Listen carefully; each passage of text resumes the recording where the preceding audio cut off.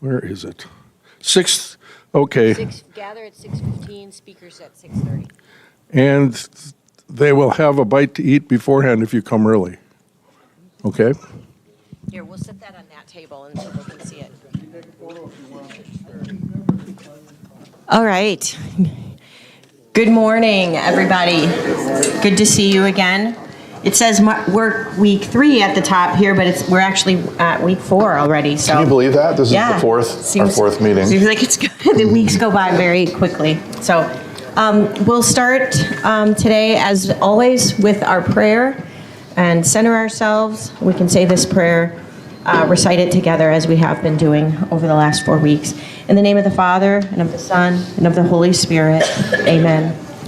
O Lord Jesus Christ, open the eyes of my heart, that I may hear your word, and understand and do your will, for I am a sojourner upon the earth. Hide not your commandments from me, but open my eyes, that I may perceive the wonders of your law. Speak unto me the hidden and secret things of your wisdom.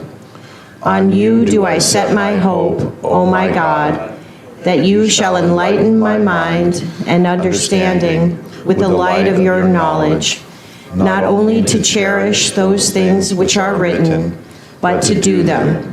For you are the enlightenment of those who lie in darkness, and from you comes every good deed and every gift. Amen. In the name of the Father, and of the Son, and of the Holy Spirit. Amen. All right. Good morning. So this morning we are going to skip ahead. We've gone through chapters 1, 2, and 3, and we're going to skip ahead to chapter 5. So if you read ahead chapter 4 coming in, we're sorry, but we will get back to chapter 4 next week. Next week. And next week I'll be gone. I'll be at a conference. So Martyn will be here by himself doing chapter 4, so you can help him out with that. But Karen couldn't bear the thought of missing chapter 5. Because I love chapter 5. I really do love chapter 5. And chapter 4 and chapter 5 are showing us different sides of Jesus. So just to remember where we were last week at the end of during chapter 3, we met Jesus performing miracles. There was a man with a withered hand, and he said, "Stretch out your hand." The Pharisees were angry with him for curing people on the Sabbath and breaking the rules and the laws. We talked about him calling the 12 and the significance of that, and the growing tension between Jesus and the surrounding people. We had this sense of a mob pressing in on him, of a lot of tension, and even his own family saying that he's out of his mind and not understanding who he is. So, and that will lead to chapter 4, which we'll hit next week, which are mostly taken up by parables, including the parable of the sower. And we'll dive into that next week, but chapter 4 is more the teachings of Jesus. Chapter 5, we're back out in kind of as a person walking around, the cities and the Sea of Galilee. So chapter 5 is really exciting, and it's really physical. So we're going to be meeting not so much the words and the teachings of Jesus, which we are so comfortable with and that we love to hold in our hearts. We're going to be meeting the person of Jesus, the physical and divine person of Jesus. And the stories in this chapter are extremely physical. They have to do with bodies. They have to do with women's bodies in particular, and we're going to be talking about that. Jesus' particular relationship with a woman who is suffering in a particular way and a little girl. And so this is a really, this is really something. And I think when we get into this, we will be challenged if we have been thinking that Mark is a shorter version.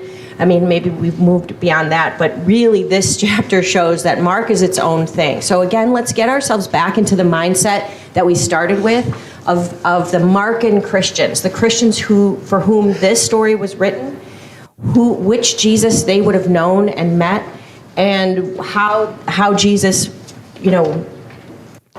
appeared to them and what his role was in this community. So we've been thinking about Jesus today, encountering him in this very physical, exciting, sort of overwhelming chapter, I would say. So let's start with chapter 5. We'll start with the story, the demoniac. So we'll read 1 through 20. Yeah, and as Martyn reads, again, listen carefully, underline, kind of let those words sink in, and as if you're encountering them for the first time.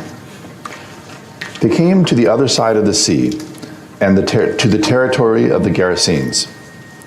When he, this is Jesus, got out of the boat, at once a man from the tombs who had an unclean spirit met him. The man had been dwelling among the tombs. No one could restrain him any longer, even with a chain. In fact, he had frequently been bound with shackles and chains, but the chains had been pulled apart by him, and the shackles smashed. And no one was strong enough to subdue him. Night and day, among the tombs and on the hillsides, he was always crying out and bruising himself with stones. Catching sight of Jesus from a distance, he ran up and, "Legion is my name. There are many of us." And he pleaded earnestly with him not to drive them away from that territory. Now, a large herd of swine was feeding there on the hillside. And they pleaded with him, "Send us into the swine, let us enter them." And he let them, and the unclean spirits came out and entered the swine. The herd of about 2,000 rushed down a steep bank into the sea where they were drowned. The swineherds ran away and reported the incident in the town and throughout the countryside, and people came out to see what had happened. As they approached Jesus, they caught sight of the man who had been possessed by Legion, sitting there clothed and in his right mind, and they were seized with fear. Those who witnessed the incident explained to them what had happened to the possessed man and to the swine. Then they began to beg him to leave their district. As he was getting into the boat, the man who had been possessed pleaded to remain with him. But he would not permit him, but told him instead, "Go home to your family and announce to them all that the Lord in his pity has done for you." Then the man went off and began to proclaim in the Decapolis what Jesus had done for him, and all were amazed. Okay. Intense. That's Really intense story. yes. It's like gives me the chills to read that. So, I guess a couple things just to kind of start our conversation off on this is the other side of the sea, and we're in a Gentile area. So we've seen Jesus in Jewish populations, where Jesus is from in Capernaum, around the Sea of Galilee. He goes to the other side of the sea, and now he's in this place which is going to be majority Gentile. And of course, you're not going to get a herd of swine which is an unclean animal, in a Jewish village. So that's kind of a marker in itself that we're entering into this other cultural background here. Then at the end, we get the word, went off and began to proclaim in the Decapolis what Jesus had done for him. And this is a set of 10, that's Decapolis, of 10 cities that had been founded by Hellenistic and Roman times. So these were kind of colonies founded here around the Sea of Galilee that were of foreigners, people who weren't Jewish historically. So that's our background as we get to this story, is that we're not in a Jewish city, we're in a Gentile city, and that's where Jesus encounters this man from the tomb. As you look at this, I've got a few things to say about actually, let's start with that. On the second page. Oh, we'll come back to that. On the second page, you'll see that there's some parallel sections of the gospel. I thought I would start with this because it's come up a few times. What is the relationship between, we've got Mark And we theorized that Mark was the basis of Matthew and also Luke. And we talked about how and why scholars would think that. We also theorized there was a second source that was in play as well of the sayings of Jesus. But this story gives us some examples, and there were some questions that we all had as to why and how to think about that. So for example, this is the story as it's contained in the different versions. And I want to especially focus on the description of the condition of the demoniac. So for example, it's really expansive in Mark. Just to kind of go back to verse 3. The man had been dwelling among the tombs. No one could restrain him any longer, even with a chain. In fact, he had frequently been bound with shackles and chains, but the chains had been pulled apart by him and the shackles smashed. No one was strong enough to subdue him. Night and day among the tombs and on the hillsides, he was crying out and bruising himself with stones. So that's a lot. You get basically 4 verses of description of the very bad condition of this guy. It's very colorful, and it's very bodily too. He's striking himself. People try to chain him up to subdue him, but he breaks those chains. There's a suggestion there of some kind of superhuman strength. There's a real problem with this person. Now, if in comparison, you can see that Matthew and Luke are doing slightly different things with the story. So for example, Matthew's really going to shorten it. He's going to have 2 demoniacs, and they were kind of unsafe. They made the area unsafe. No one could travel. There's going to be kind of a shortening of the story on Matthew's part. Then Luke, I think, is the most interesting, and I'll just kind of read what he has to say. Luke chapter 8, verse 27. When he came ashore, a man from the town who was possessed by demons met him. For a long time he had not worn clothes, he did not live in a house, but lived among the tombs. When he saw Jesus, he cried out. So you have a very much shortened version of who this demoniac is. What we learn is he was possessed by demons, he had not worn clothes, he did not live in a house, but among the tombs. So that's, he's kind of outside human civilization, human towns and life, and he's isolated, but there's nothing that compares with being restrained by chains, having been bound but then pulled them apart, no one strong enough to subdue him, and then bruising himself with stones. Mark gives us this very expansive and colorful image of this person. So part of this is why people don't see Mark as an abridgment. It's shorter than Matthew, but it's not treated as an abridgment of Matthew, because in the small storytelling, Mark is often expanding the details and giving us more and more to work with. And in this case, we get something that's very distinctive about Mark that you don't get in the other ones. The other gospel writers aren't so interested in really going into detail about the stones and the tombs and the bodily discomfort and problems and challenges faced by this person. They just kind of walk past that pretty quickly. Mark is going to be very expansive. And so that's what makes people say, although Mark is the shorter of the Gospels, if you look at the stories in and of themselves, it's often Mark who has the most expansive version.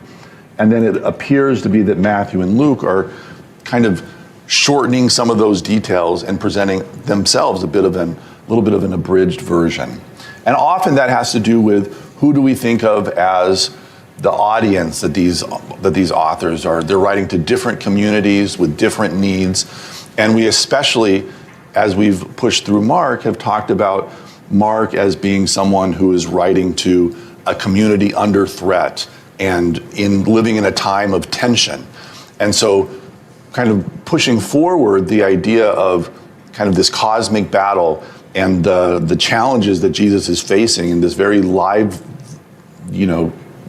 battle against demonic powers and forces is what Mark wants to emphasize. Yeah, I mean, I think we can see here, this is a community living with fear. This is a terrifying story. It isn't just a vivid story, it's terrifying. If you could picture this, it could be a scene in a horror movie, right? Somebody out among the tombs, living, bound by chains, wild, and no one can hold him back. And, you know, Jesus addresses in Mark the demon in a little bit of a different way than he does. So if you look on the back of your sheet, it says in Mark, "What is your name?" And this demon answers Jesus directly. "Legion is my name. There are many of us." Like, this actually gives me the chills to read this. Legion is my name. No name given, right? For Matthew. For Matthew. And then in Luke, what is your name? Legion, because many demons had entered him. So we get the name, but we're stepped back into the third person. Many demons had entered him. In Mark, we've got the demon speaking in the first person, or first person plural, right? Because there's many of them. It's terrifying. So this is a community that is living not just in tension here, but in fear, I would say. Is there, maybe kind of take a look at this story. There's more to talk about. I'd like to I hope this answers some of the questions as to why people how people think about the relationship between Mark, Matthew, and Luke. But let's kind of look at the story itself and maybe go back over it and I'm going to give them time by themselves. yeah, why don't we just take a minute, look back at this story, and what are the questions that arise for you? I think there are some things that are unclear here and interesting details that come up. So yeah, take a minute to look this story over with your partners at the table.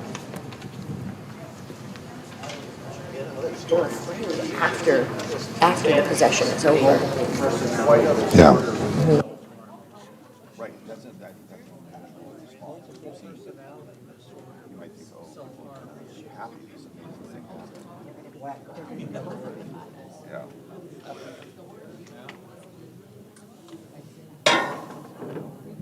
Also,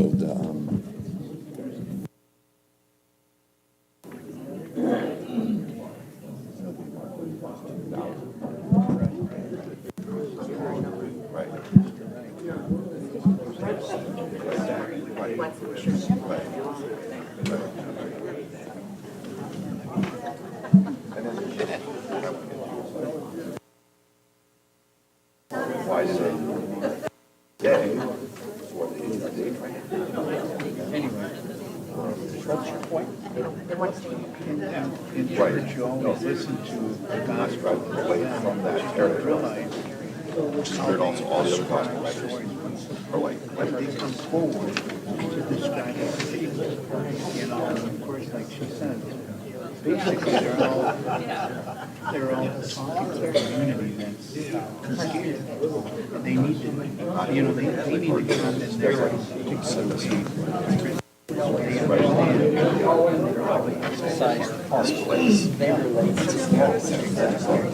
be like you and I watching a what's happening. Right. You see that pass. You know, it's your perspective. And the lady would probably say, that wasn't a bad thing. They tried. Yeah. And like Mark a lot. Giving me a hard time. But it is pretty cool. All right, so what are you thinking about this episode here? Did it strike you in a new way? Had you ever really read it before, thought about it? What did you notice? Well, I want to take the mic because not everybody can hear. I posed this at our table. Why was Jesus even going there? I mean, we don't know that. I mean, maybe the chapters leading into this tell us why, but I'm thinking, was he called to go there? Was he, somehow or other he said, well, I better go and help these folks. And he knew it.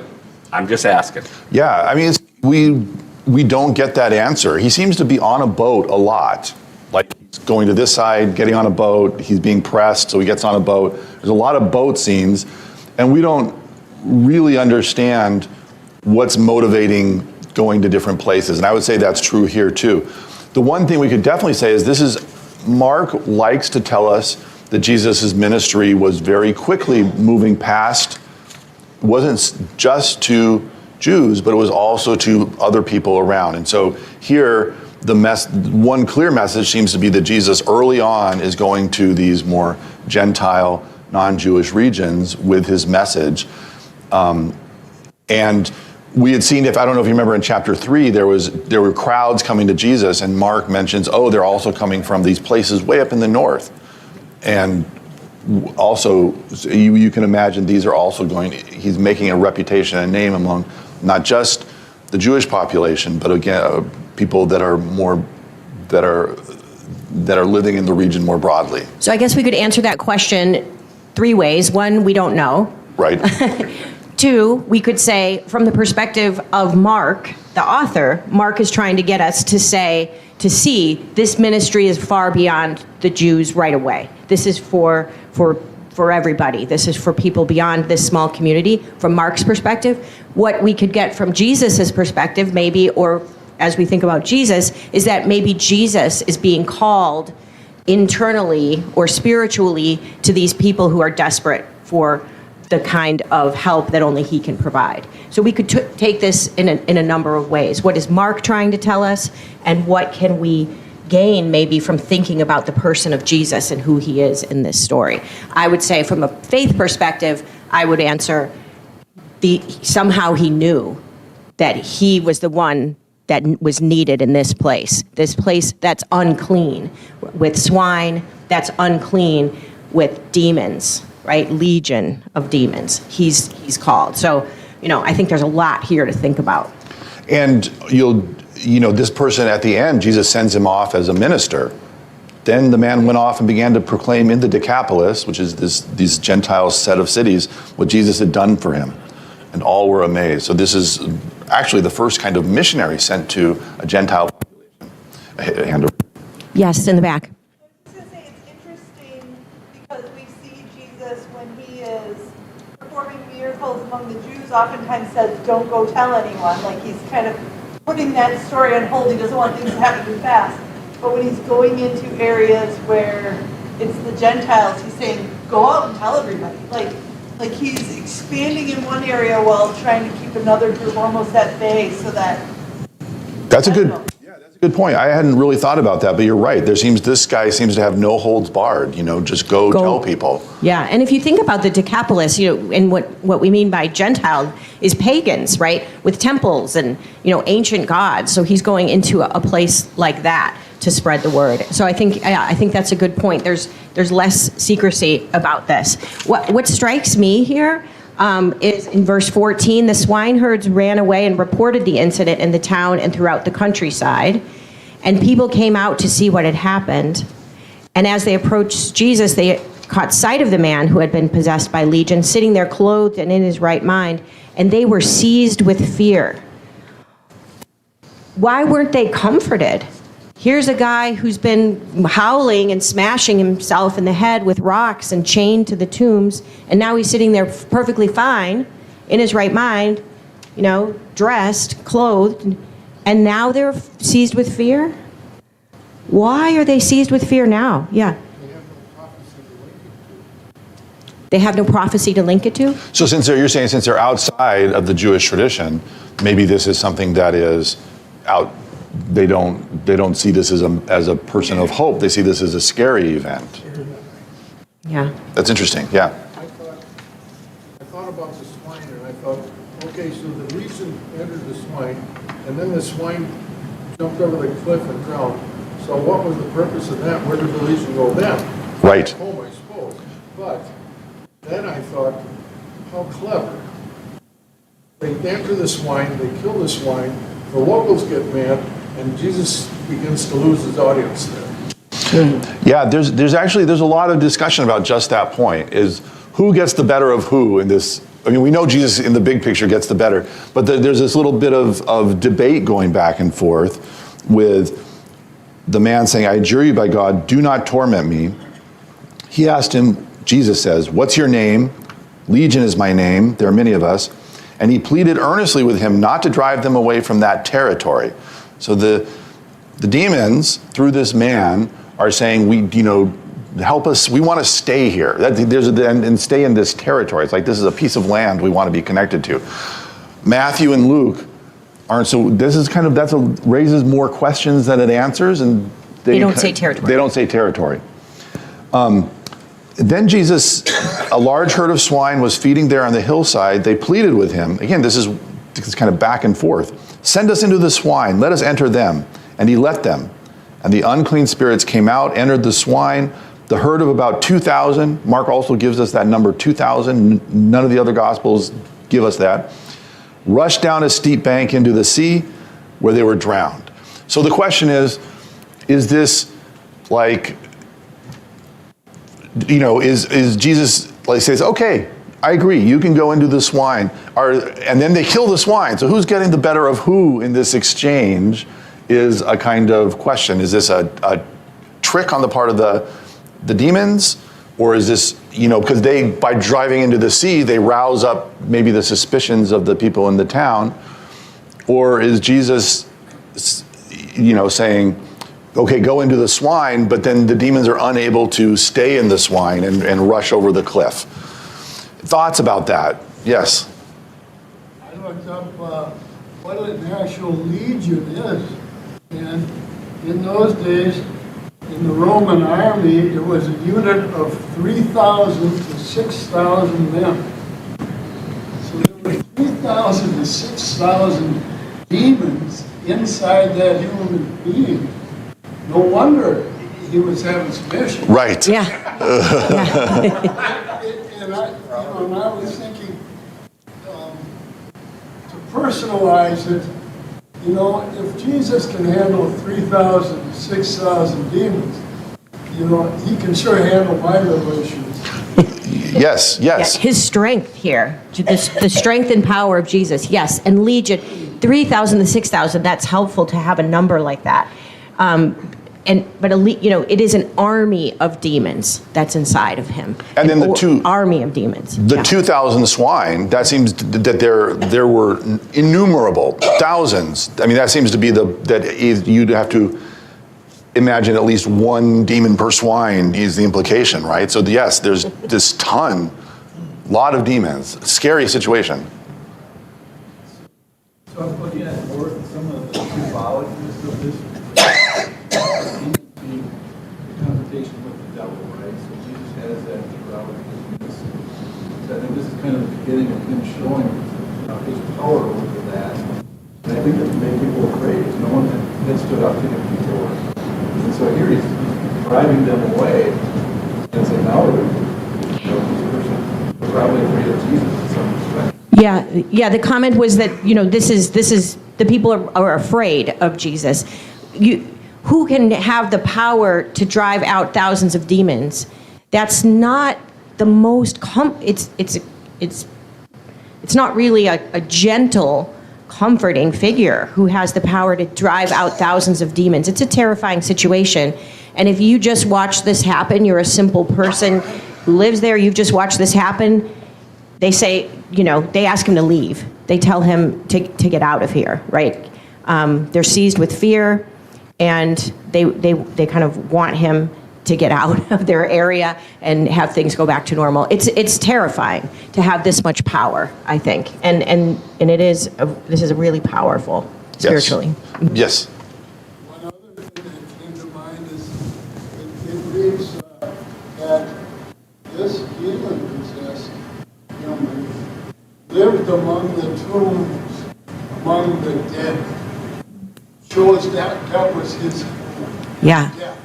Yes. And you want to say a little bit about what this would have looked like in the past, right? This isn't like Riverview Cemetery. This is a different kind of cemetery. So it would have been an area with caves. The swine are going to run off a cliff, so we can imagine an area with caves, and so it's not going to be the cemetery as we would imagine it, but still a place of burial and a place that would have been kind of off limits. The living wouldn't be hanging around there in among these tombs. So he's living in caves with dead bodies in them. Yeah, exactly. That's not where we want to live. It's like Jesus came with life and it overcame death. Yes. Yeah, and we'll see that happening in just a moment with the next one too, this encounter with death. Yeah. Yes, in the back. I was just going to say, when I first read it, and you think of these swine immediately like running off the cliff and drowning, I thought of the fact that these demons drove them mad into their death, and that is ultimately what, maybe it's a longer track, but that's what's happening when these demons are in humans. Yes. So he saved them, moved them to an unclean animal, but we witness exactly the sort of path that they were on, like uncertain death, because Yes. demons will drive you mad. Yes. And there's Repeat that. So the comment is that you see in these demons that they are destructive by nature, and they go into the swine, and they're not like, oh, we're going to be a bunch of happy swine on the hillside. Little They pigs. run off the cliff, and I think that's a similar destructiveness that we see in the man, where he's striking himself with stones. There's this kind of self-harm and destructiveness of the demons, and Jesus is going to, and so going into the swine is an example of their kind of innate destruction. And they fail in their goal. They want to stay in this territory, so maybe we'll hang out in the swine, but they're actually so destructive and so malevolent by nature that the swine just run off a cliff as soon as they experience this. So I think we're getting a sense of the ultimate destructiveness of those swine. I know we need to move on to the next. Let's look quickly at the image that Yes. you chose. This is a mosaic from Ravenna, so that would be Byzantine. What year was this? I do you think? forget, but it's going to be 6th century? yeah, something like that. So maybe the 500s. We have this Byzantine mosaic in the city of Ravenna in Italy, and this here you can see that the tomb is that cave, and there's the man down on his knees, and Jesus with a halo, and the swine running off the cliff. So this is a story that captured the imagination of Christians from the beginning. This is a powerful story, and one that I don't know. It doesn't make me comfortable to read this story, but I find it amazing and fascinating. Yes. I don't know if this is covered because I don't always hear everything, but I wonder what your take is on this, because it kind of jolted me where the spirits are speaking about how there are many of us. And then the next verse, it says, and he pleaded earnestly with him not to drive them away from that territory. So it switched from many to one, and then also drive them away from that territory. Why did they not want to be driven away from that territory? Yeah. So he noticed that the plural is now back to, in verse 10, the singular, and he pleaded earnestly. And then the territory. Right, and so there's two things that are really interesting about that, is that you're right, we are legion, because legion is my name, there are many of us, so you get this plural, and then he pleaded earnestly not to drive them away. So there's this, the man is speaking in the singular, but on behalf of a plural. The other two Gospels switch that around and solve this problem in some ways. If you drive us out, send us into the herd of swine. So Matthew gives us the plural, and then Luke says they pleaded with him not to order them to depart to the abyss. So I would argue that in some ways Matthew and Luke are adopting and taking in parts of Mark, but they're solving this problem that if this is a plural of demons speaking, we should use a plural pronoun. Whereas Mark, I think, ups the kind of uncanny, creepy feeling to the whole thing by saying there are many demons, but then going back to it's one person speaking. And that, I just think this is such an effectively told story in Mark, and the I don't know, I'm trying to stay away from creepy is the word I use for this, but you know what I mean? There's like there's a sense of you're up against the uncanny and something that's hard to understand by the way he's telling the story, and that switch into the singular is a piece of that. Yeah. The significance about not wanting to be driven from that. Well, it makes it seem like the demons want to be in a plot of land. There's a territory. You'll note that in Luke, they say, they pleaded with him not to order them to depart to the abyss. So Luke kind of wraps that up. He says, okay, it's not really about territory. It's about they don't want to be sent to hell or to the nether places. So Luke is kind of making it a little more understandable spiritually, but Mark is like, no, the demons want to be here in this territory. And that's you feel like you're in the midst of this battle in Mark. And that's kind of what we've been saying. A physical battle, Right. a physical space, a physical place, a physical battle. We have One more question, then we'll head straight to because your... we're not going to right. go through it. Yeah. I think we're missing the overall point that if Jesus took the spirit, the unclean spirits out of one man, it would not be too impressive. But he took it out of the man, and all of the swine were affected, and that shows his power, not just for one, but for many. Yes, Yeah. exactly. I think that the power of Jesus is very, very clear here. And that physical power, it's a territory that the demons have taken. They've gone into 2,000 swine. It's an army's worth, and it's a scary story, but it demonstrates his power. Yes. Is this an analogy for Jesus replacing the pagan thinking with Christian thinking? I'd say yes. This is Jesus is going to be able to move into these pagan territories and win out in those spaces. So yes, I think that I do think that's true. So the second half of the chapter moves from this sort of huge demonic type of fear into what I would say is a domestic suffering, right? Takes this wide, large view outside the home, living in the tombs, and now we're going into the world of the domestic, the world of women, and the suffering of women and children. So we're going, and here I want to say Mark's storytelling abilities and his narrative abilities are really amazing in order to take us from this wide view down to this small view. And there are two stories that are interwoven back and forth here. And this interweaving of two stories is also characteristic of Mark's style. So let's think about the stories, how they're woven together, that they have to do with women, and I'll read them, and you listen along. We'll be starting with verse 21. When Jesus, so they want him out of their territory. They beg him in verse 17 to leave their district because they're scared. And so he does. He gets back in the boat. When Jesus had crossed again in the boat to the other side, a large crowd gathered around him, and he stayed close to the sea. One of the synagogue officials, named Jairus, came forward.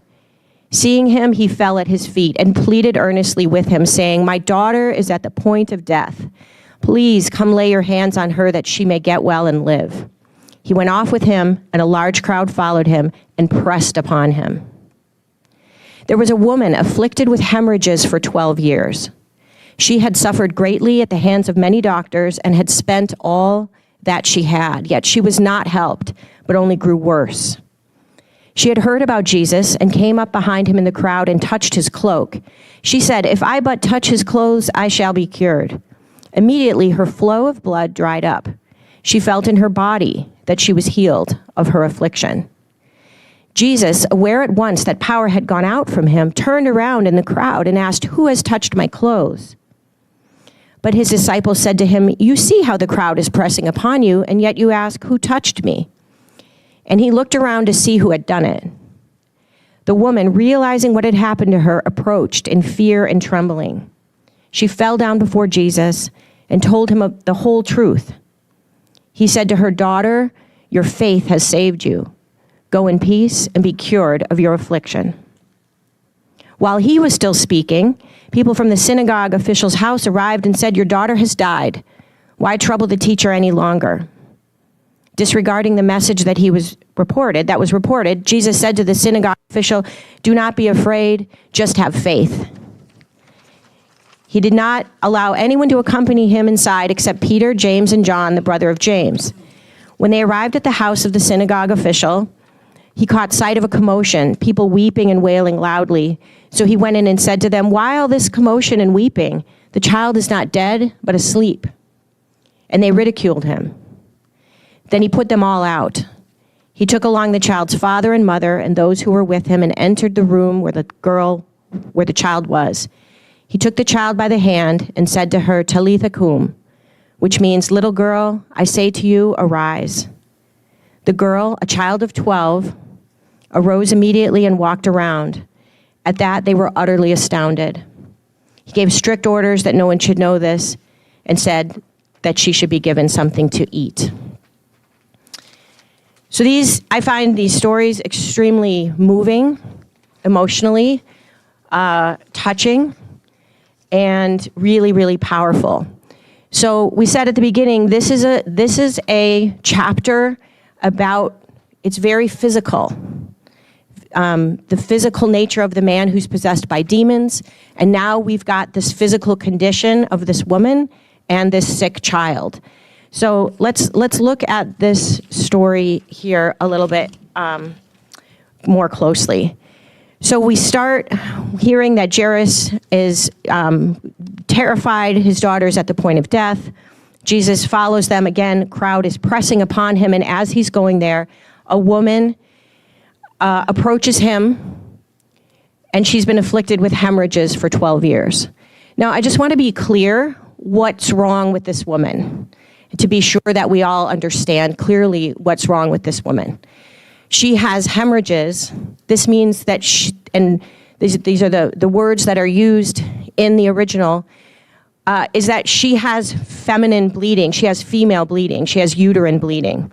She has a condition, right, that we would cure today with a hysterectomy, right? Something that can't be stopped, a hormonal problem or a growth that can't be stopped. And that means that for 12 years, she has been living outside of her community as an unclean woman. She can't help it, right? This is her body. It's not working as it should. And because of this, she is desperate for help, but nothing can stop. And the women, we are women in here, we all know women. This is a terrible situation and a very personal one, but one that's affecting her in such a way that she's gone to every doctor she can, as any of us would in this condition. And nobody can help her, and she's just gone broke trying. So she crawls kind of through this crowd, and she knows that all she has to do is touch him, his physical self, just a bit of his clothing, and she will be cured. She doesn't need to talk to him. She just needs to touch him. And if you look at what happens, right, she says, we have her own voice. "If I but touch his clothes," verse 28, "I shall be cured." Immediately her flow of blood dried up. She felt in her body that she was healed from her affliction. Something changed in her that she could immediately tell. And Jesus can feel it in his body. And he says, aware at once that power had gone out from him, turned in the crowd and said, "Who has touched my clothes?" So they have a physical exchange of healing. He feels something. And so I think we see here, and this is kind of why we wanted to skip ahead, we have Jesus the teacher who's teaching in parables in the previous chapter. But here we have this person of Jesus who heals with his very self. Not with his words, not with his teaching, but with his self. So they have almost an exchange. Her affliction immediately stops, and she knows it, and he feels that something has gone out of him. And his disciples say, "What do you mean? Who's touched you?" You're surrounded by a crowd. They're all touching you. He's in this mob again. But he says, no, he knows. And he looks to see who had done it. And the woman, realizing what had happened to her, approached in fear and trembling. She fell down before Jesus and told him the whole truth. I think that phrasing, weren't you struck by that when we were talking about it last night? Yes. Did you say something? Yeah. So, I mean, kind of pushing on some of the things that Karen was just saying, is we get an unusually clear view of the motivations of this woman. And like Karen was saying, she had heard about Jesus and came up behind him in the crowd, right? We don't often get these images of people's thinking and their motivations. She'd heard She came up behind in the crowd. She was likely ostracized to some degree because of her physical ailment. She said, this is, we have to imagine to herself, if I but touch his clothes, I shall be cured. That's again this kind of picture of her motivation and what she's thinking. And then the woman realizing what had happened to her, so again she knows and understands something, approached in fear and trembling. She fell down before Jesus and told him the whole truth. He said to her, "Daughter, your faith has saved you. Go in peace and be cured of your affliction." So here's kind of why do we all of a sudden get this unusually interior view of this woman, her thinking, her motivations, her feelings, fear and trembling. And I would argue that in some ways she's operating as an example for the Markan community of how to respond to Jesus. And it's interesting that faith comes up here at this point too. That's a very broad, it's not you've been healed because that's a kind of a Christian keyword. It's going to become one in the rest of the Bible. Your faith has healed you. So she has become a kind of picture of a response to Jesus. You're in trouble, you're in tension, you're in bad straits. You're outside of the society. You're outside of the society. You're maybe ostracized from your family. These are all the things that Mark has been emphasizing up to now. You go through this. You follow Jesus, and gain peace or something that comes from that. And then the response, I think, is supposed to be a model to these believers. She fell down before Jesus and told him the whole truth. He said to her, "Daughter, your faith has saved you." And that I would argue that's, this sense of understanding, following Jesus, reaching out in faith to touch the hem of his garment in this case, and then to tell the whole truth. We don't really know what that means. There wasn't too much to say, but maybe that's a model for maybe she believers. wasn't. Yeah, maybe she wasn't supposed to be there. She wasn't supposed to be in public. She was supposed to be off, ostracized. But she tells the whole truth. I had to come and see you, even though I wasn't supposed to be here. I knew if I just touched you, I would be cured. And she admits what she's done by kind of sneaking up.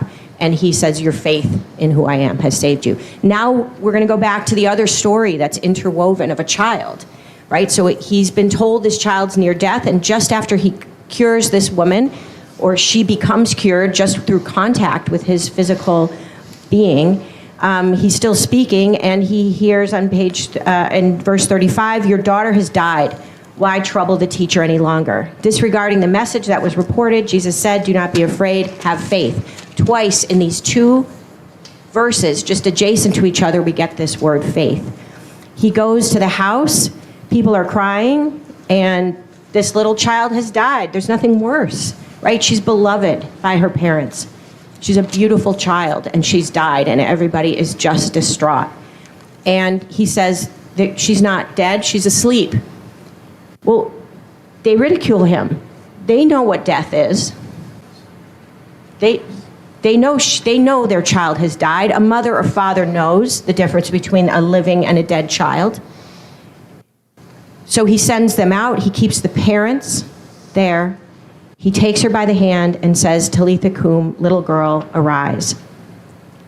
And the girl is a child of 12.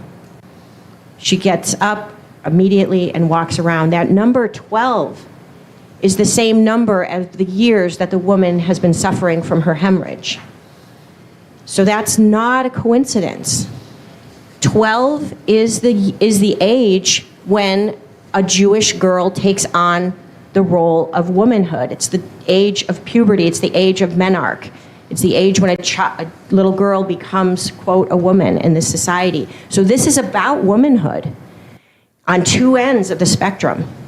And you'll note that the stories are interlinked. You get the call to Jairus to come, and then the woman with the hemorrhage is kind of in the middle, and then you pick back up on the main story. So you have these are kind of embedded together. And they're meant to go together, right? This number 12 is not a coincidence. She's not 5 years old. She's not 8 years old. She's 12 years old. Woman's been hemorrhaging for 12 years. This is about women, and to some extent, it's about women's bodies. And I think it's so touching that he says to her, little girl, arise. So he's treating her like the child she is. She is a little child, and she needs a snack, right? She's been through something. Right? There's such love and tenderness and response to this situation. He doesn't treat her, he doesn't say, woman, arise.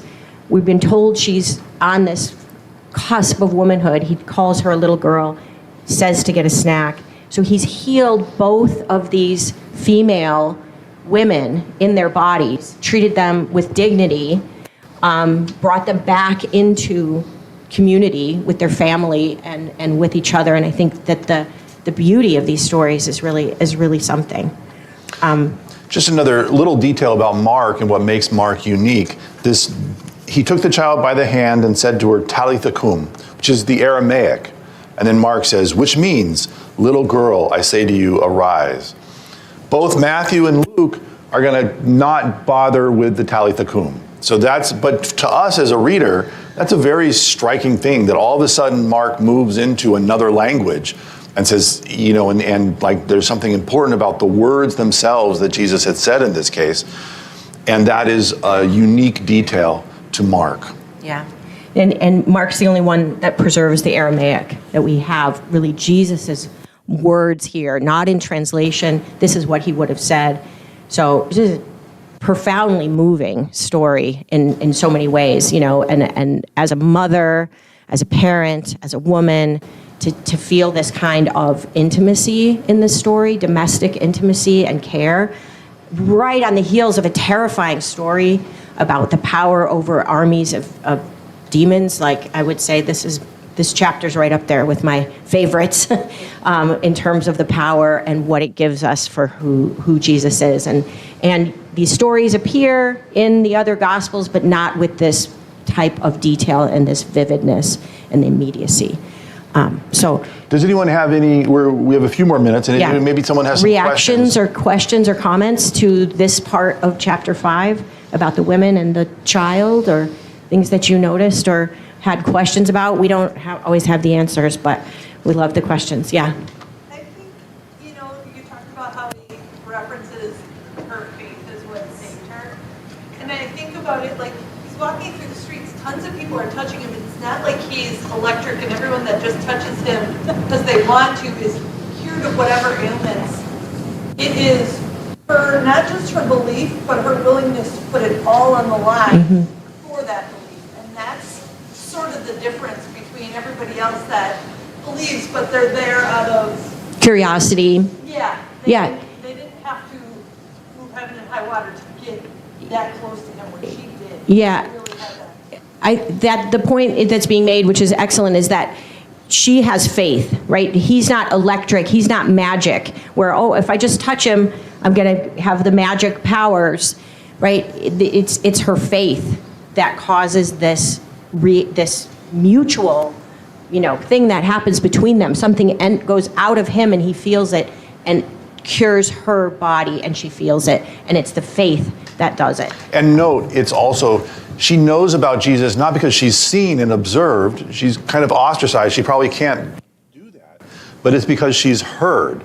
So she's responding out of hearing about Jesus, kind of without being seen, comes up behind him. And I think you're absolutely right that it's not everyone who's just brushing up against Jesus, but it's that reaching out in faith over something you've not even witnessed yourself, but just heard about.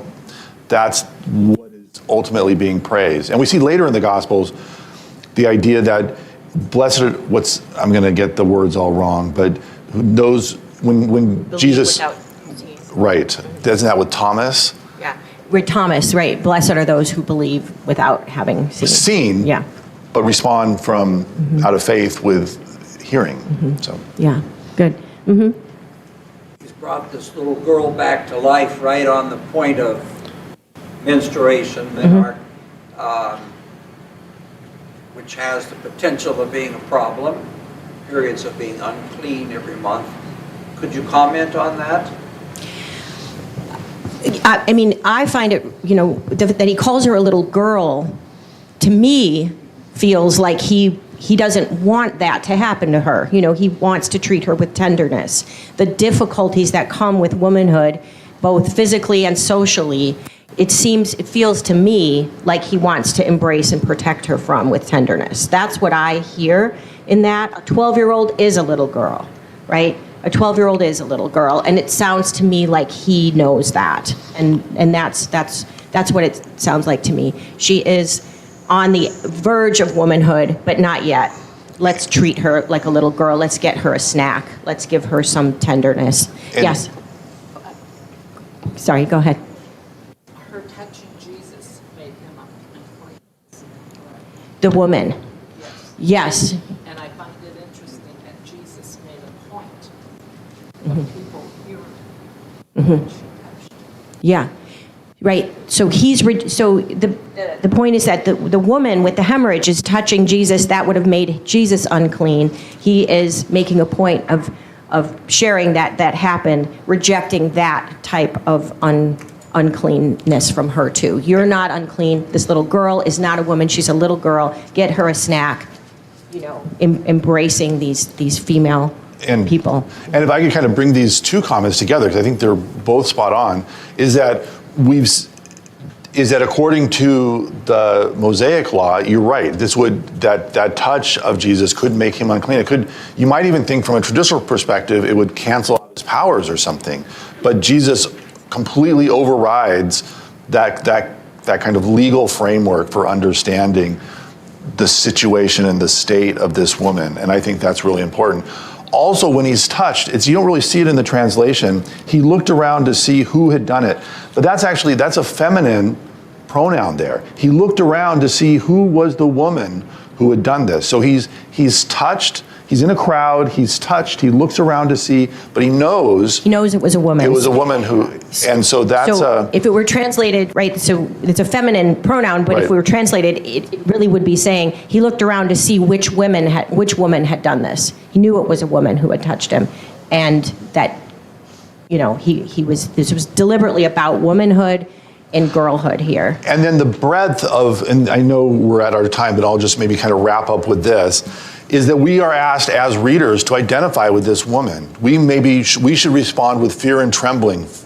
We should fall and speak our whole truth.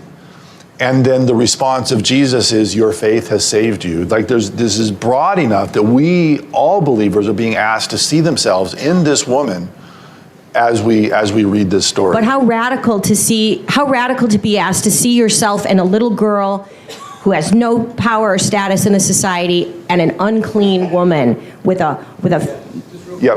I saw this as a model of confession. Yes, absolutely. Absolutely. Could you repeat that? A model of he was saying that he read this as a model for confession, and I think that's absolutely right. To fall on your knees, fear and trembling, speak your whole truth. Tell the whole truth, and your Yeah. faith will save you. So we talked a lot today because this is a very, very powerful chapter. In fact, we went out of order because Karen likes this chapter so much. This chapter. And I won't be here next week. So you can pick up next week, and we'll go back to chapter 4. Thank you so much. See you all next week.